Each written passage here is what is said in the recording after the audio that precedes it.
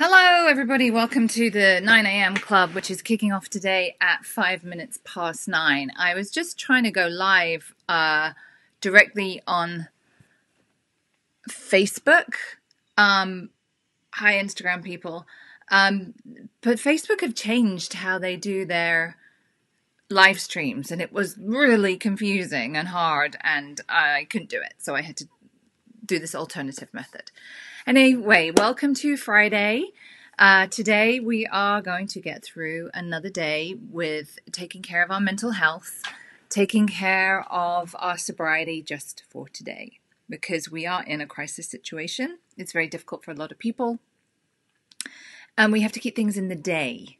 That just getting through one day at a time is something that we use in very early sobriety, because when alcohol becomes such a big dominant part of our life, it's really hard to imagine not having alcohol in our lives. So we just encourage people to just get through 24 hours. That's all you have to do. Now, I haven't done that for a long time, years and years, not since the first few months. However, this is a situation where we need to take care of our mental health in each 24-hour period. So that's what I'm here to do, Monday to Friday, 9 a.m. Eastern, 2 p.m. in the UK, unless I have technical difficulties like I did this morning. I'm also going to talk a little bit today about how do I know if I have a drinking problem. I'm going to give you a little kind of scenario where you can judge for yourselves. We'll do a little bit tapping. I have a reading, a couple of things to let you know about. Tomorrow on Saturday, Chip and I are doing a free Q&A session. It's in my Soberful Facebook group. If you're not a member, you can just you can join. We'll be taking your questions about sobriety, mental health, dealing with all of this kind of stuff during this crisis. And that's 11:15 Eastern, 4:15 p.m. in the UK. So you just have to be in the Soberful Facebook group to be able to watch that and ask us questions. On Monday, I'm going to be talking about how to have boundaries while you self-isolate. And on Wednesday, I'm going to be talking about the true cost of drinking and the rewards of sobriety. So those are things that are coming up. So we're going to be doing some tapping.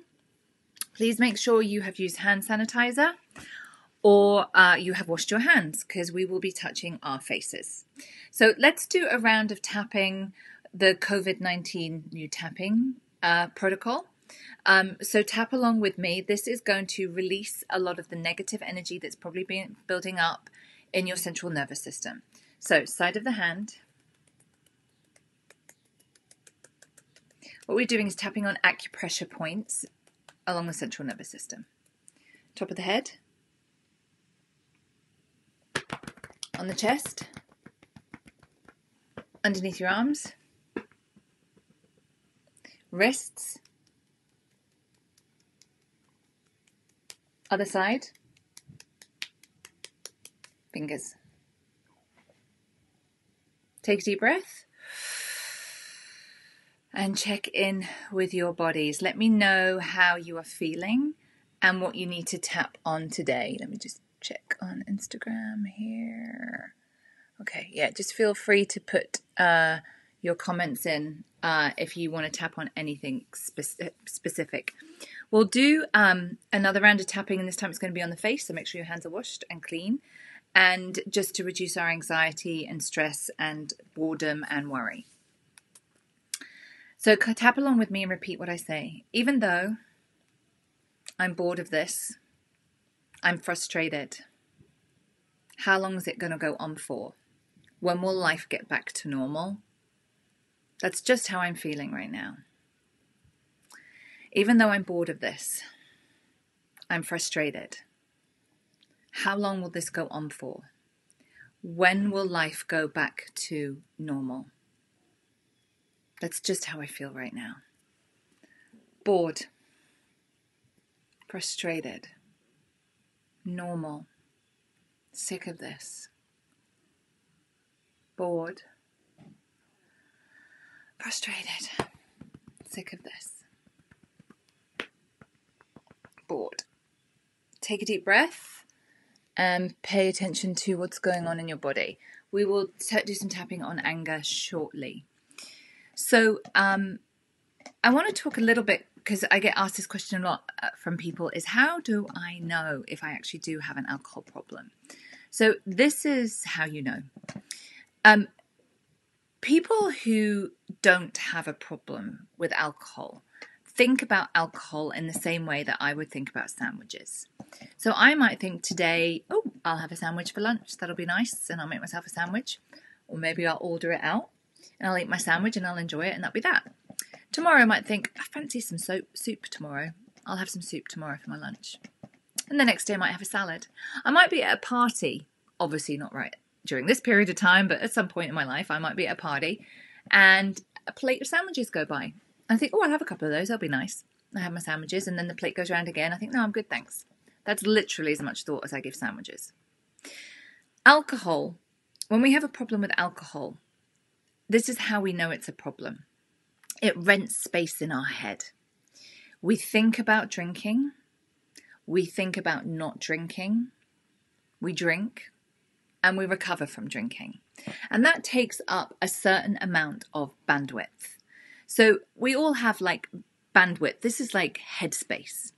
And when we are devoting bandwidth to thinking about drinking, thinking about not drinking, how am I going to control drinking, what time am I going to start drinking, did I drink too much, do people think I have a problem, do I have a problem, can I just moderate, that's a lot of energy. Then the drinking and then the being hungover. That's 20, 30, 40% of our bandwidth. Now with 20, 30% of bandwidth, you can do a lot. You can go to college, you can have a job, you can start a business, you can go on vacation, you can do lots of things. However, what you cannot do is emotionally grow. You cannot emotionally grow because you don't have the bandwidth to learn from your mistakes, to self-reflect, to reveal yourself to yourself, to go deeper into what's really, really happening. So we may on the outside look like we have all the things. But on the inside, what we have is we're not growing. We have emotional unmanageability. So when we get sober, we get that bandwidth back. And I want to tell you something in my experience, that is where your extraordinariness is. That is where the magic really is for you to become the person who you really are capable of being. So what happens when we get sober is we get this bandwidth, we get this headspace back, we get this chunk back. And imagine the thinking and the thoughts and the creativity that could occur once you got that back. How does that sound for a deal? So I use that analogy because I think it's a really great way of really simply knowing how big a part alcohol is playing in your life. My husband is a very occasional drinker. My stepdaughter is a very occasional drinker. They think about alcohol the same way I think about sandwiches. It just simply rents no space in their heads whatsoever. So if you've got to that point where it's just renting too much space in your head, then that's the time to think about stopping drinking and getting help. That's why I have an online sobriety program. It's $23.99 a month. It's the most affordable program out there. And it's a monthly subscription group. Currently, in the group, we've switched things up slightly because of the crisis. This month, we have 25 hours of recovery support groups that are run by myself or Chip or our other team member, Tamra. All of us are qualified professionals. Chip and I are qualified clinical psychotherapists. So it's really important to know that it's a professionally led qualified program. It's also a community of support, and there's also a whole library of workshops on all of the different issues that come up for people when they get sober. Enrollment's currently open for a few days, so this is your chance to join. I'll be facilitating a group tomorrow. Chip will be doing some next week. I'll be doing some next week. We will be nearly every day. Whatever you are struggling with, you can get in front of us, get some coaching, get some support. We'll give you some strategies. will give you some mindset shifts, all of that kind of stuff. The link is in the bio and in the description on Facebook. But the sooner you join, the sooner you can get involved in some of the support groups. If your support has fallen away right now, this may be a really good option for you. So take a deep breath, check in with your body. I've got a little reading and then we'll do a bit more tapping. This one is today from Marianne Williamson, A Year of Miracles. In order to go deep, I make sure I go slowly. When things in the world are troubling, my need is not to join in the chaos, but to cleave to the peace within. The way to gain power in a world that is moving too fast is to learn to slow down. The only way to spread one's influence wide is to learn to go deep. The world I want for myself will not emerge from electronic speed, but rather from a spiritual stillness that takes root in my soul. Then, and only then, can I create a world that delights my spirit instead of one that shatters it. Dear God, may I remember to go deep in each moment, to truly see and hear and reflect on what is happening all around me. May the depth of my vision and clarity of my perceptions then deliver me to a peaceful place. Amen.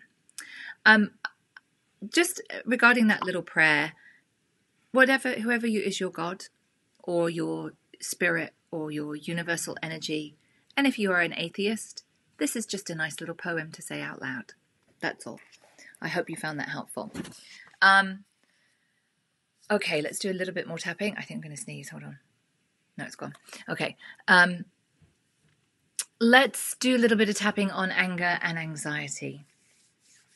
So make sure you have washed your hands and use hand sanitizer because we're going to be touching our faces. It's really important that you do that. So tap along with me and repeat what I say.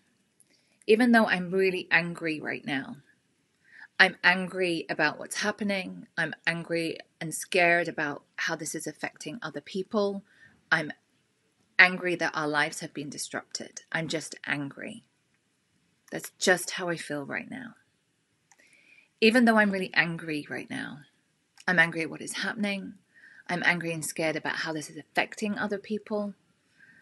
I'm angry how our lives have been disrupted. That's just how I feel right now. Even though I'm angry at everything that's happening. I'm angry at the disruption. I'm angry at how our lives have been affected.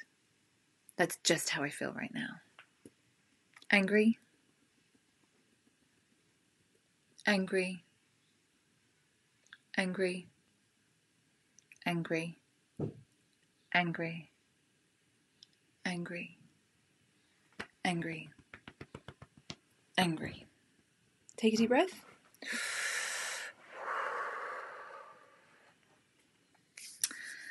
Check in with your bodies. Let me know how you're feeling. Let's do a quick round for anxiety. Even though I have all this anxiety, there is so much to think about.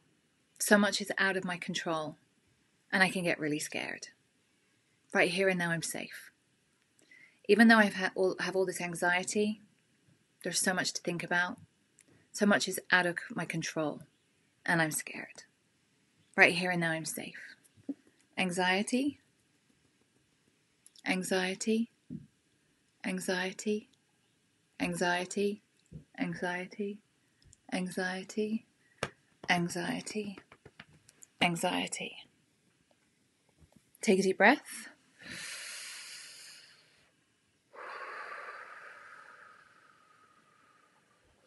Check in with your bodies. What we're doing with EFT, with the statements, is we're stating what is, and we're also stating that we are, when we say we are safe, what's happening when we get into anxiety and fear and all of that kind of stuff, it triggers the stress response in the amygdala. And that's a response to immediate danger, like a saber-toothed tiger or a knife-wielding axeman. So we're not in immediate danger, most of us, right this second. We are safe here, even though we're frightened about the future and all those kind of things. So we want to state the problem, but we also want to state that we are safe right now. Or we just want to accept that that's just how we're feeling.